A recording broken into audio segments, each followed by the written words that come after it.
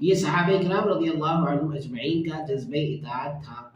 کہ صحابہ کرام رضی اللہ عنہم اجمعین نبی کریم صلی اللہ علیہ وسلم کے احکام پر اور آپ صلی اللہ علیہ وسلم کی باتوں پر فوراً عمل کیا کرتے تھے۔ ایسا نہیں کہ دیکھیں گے، سوچیں گے اور جو ہے دیکھتے ہیں کیا ہوتا ہے، کیسا ہوتا ہے،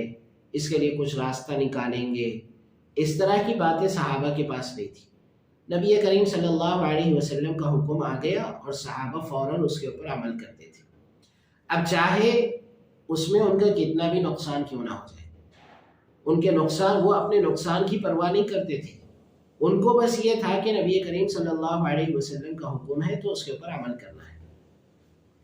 وہ لوگ ہمارے جیسے نہیں تھے کہ ہم جو ہے کسی بھی حکم پر عمل کرنے کے واسطے 100 بار سوچتے،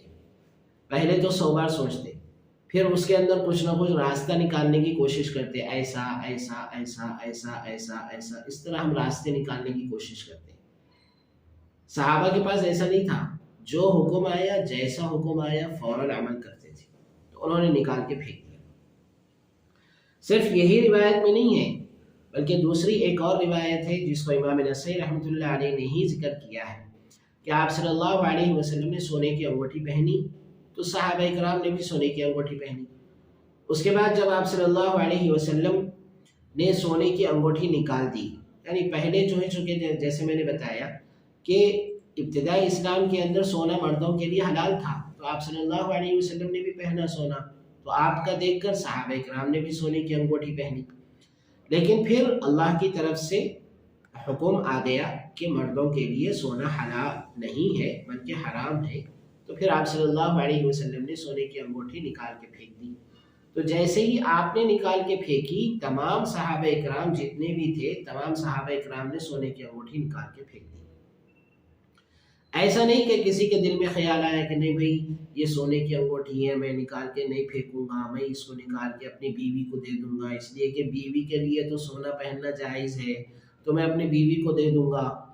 یا پھر جو ہے میں یہ سونے کی انگوٹھی بازار میں بیچوں گا اور بیچ کر جو اس کا پیسہ آئے گا میں اس کو وہ پیسوں سے فائدہ اٹھاؤں گا۔ یہ سب چیزوں کا خیال ان کے دل میں آیا ہی نہیں۔ نبی کریم صلی اللہ علیہ وسلم کو انہوں نے جیسا کرتے ہوئے دیکھا، فوراً عمل کر لیا۔ اور یہاں پر اس روایت کے اندر آپ دیکھیے کہ صحابی کو خیال آیا ہی نہیں کہ یہ انگوٹھی لے کے جا کے میں اپنی بیوی کو دے دوں گا، یا پھر جو ہے یہ انگوٹھی لے کے جا کے میں مارکیٹ میں بیچ دوں گا، تو مارکیٹ میں جو بیچنے کے بعد میں جو پیسہ آئے گا میں اس پیسے سے فائدہ اٹھاؤں گا، یہ خیال ان کے دل میں آیا ہی نہیں۔ یہ تو بعد میں اللہ کے رسول صلی اللہ علیہ وسلم نے ان کے دل میں یہ خیال پیدا فرمایا۔ آپ نے فرمایا کہ تم اپنی انگوٹھی کو بیچ دیتے اور بیچ کر جو ہے اس کی قیمت سے فائدہ اٹھا لیتے۔ یہ آپ صلی اللہ علیہ وسلم نے ان کو سجیسٹ کیا، ان کے دل میں خیال نہیں آیا، ان کے پاس تو بس یہ مسئلہ تھا کہ آپ صلی اللہ علیہ وسلم کا حکم ہے اور میں اس کے اوپر فوراً عمل کروں۔ اس لیے سونے کی انگوٹھی بلکہ سونے کا استعمال مردوں کے لیے نہیں ہونا چاہیے، مردوں کو اس سے بہت احتراز کرنے کی ضرورت ہے۔ میں اس طرف جو ہے خاص طور پر آپ حضرات کی توجہ مبذول کرانا چاہتا ہوں کہ ہمارے یہاں عام طور پر جب لڑکے کی شادی ہوتی ہے اور منگنی ہوتی ہے تو منگنی کی جب انگوٹھی لڑکے کو پہنائی جاتی ہے تو عام طور پر سونے کی انگوٹھی پہناتے ہیں، عام طور پر سونے کی انگوٹھی لڑکے کو پہنائی جاتی ہے۔ لڑکی کو تو سونے کی انگوٹھی منگنی کے اندر پہنایا جائے تو اس میں کوئی حرج کی بات نہیں ہے، لیکن مرد کو اور لڑکے کو جو ہے سونے کی انگوٹھی پہنائی جائے یہ تو بالکل حرام ہے، اور آپ صلی اللہ علیہ وسلم نے اس کے بارے میں بڑی تاکید فرمائی ہے۔ نسائی شریف میرے سامنے ہے، اور نسائی شریف کے اندر امام نسائی رحمۃ اللہ علیہ نے کئی حدیثیں نقل فرمائی ہیں، جن حدیثوں کے اندر انہوں نے نقل کیا کہ مردوں کے لیے سونے کی انگوٹھی حرام ہے۔ بلکہ ایک روایت میں تو یہ ہے، نسائی شریف کے اندر ہی ہے وہ روایت، کہ ایک مرتبہ ایک صحابی آئے، ان کے ہاتھ میں سونے کی انگوٹھی تھی، آپ صلی اللہ علیہ وسلم نے ان کو دیکھا تو آپ نے ان سے اپنا چہرہ پھیر لیا۔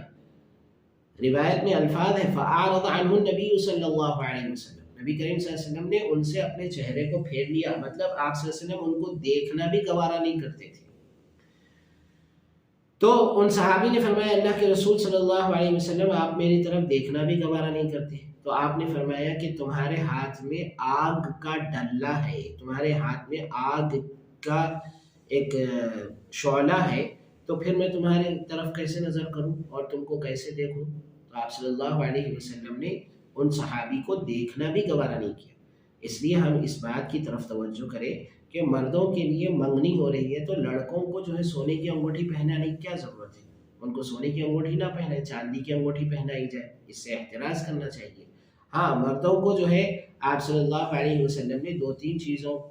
تین چیزیں سونے کی ہوں ان کا استعمال کرنے کی آپ نے اجازت دی ہے۔ جیسے اگر کسی مرد کی ناک جو ہے کٹ گئی ہے تو ناک لگا سکتے ہیں، دانت ٹوٹ گیا ہے تو دانت جو ہے سونے کا لگوا سکتے ہیں۔ اسی طرح جو ہے امام نووی رحمۃ اللہ علیہ نے لکھا ہے کہ اگر کسی کی انگلی میں زخم آیا ہے اور اس میں جو ہے انگلی کے اندر تاگا پہنانا ہے تو سونے کا تاگا اگر پہنا دے تو کوئی حرج کی بات نہیں ہے۔ تو یہ چھوٹی چھوٹی چیزیں اگر مرد سونے کی استعمال کرتا ہے تو اس میں کوئی حرج نہیں ہے۔ اللہ کے رسول صلی اللہ علیہ وسلم نے خود اس کی اجازت مرحمت فرمائی ہے۔ اللہ تبارک و تعالی ہم سب کو کہنے سننے سے زیادہ عمل